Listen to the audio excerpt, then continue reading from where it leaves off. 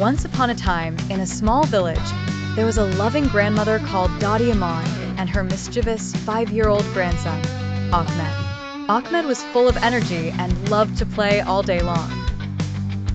He would run around without a care, often forgetting to listen to Dadi Aman's advice. One sunny afternoon, Dadi Aman called out to him, "Ahmed, darling, please finish your homework before watching TV." But little Ahmed, with a twinkle in his eye, shook his head and ran off to play instead.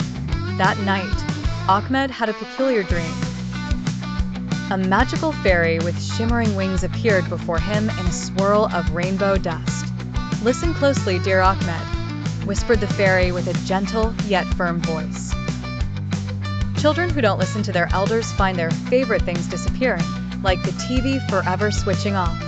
With eyes wide with fear, little Ahmed promised, "I'll listen to my Dadi Aman. I want to be good."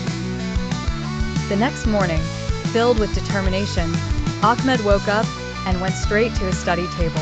He completed his homework diligently and then hugged Dadi Aman tightly, apologizing for not listening before. Dadi Aman, her heart brimming with pride and joy, embraced him warmly and smiled. "My dear Ahmed, you have made me so happy." From that day forward, Ahmed learned the importance of listening to his elders and carrying out his responsibilities. He realized that respect, honesty, and hard work were the keys to happiness and success. And so, in a peaceful village, Ahmed and Dadi Aman continued to enjoy each other's company, sharing stories, laughter, and love. The end.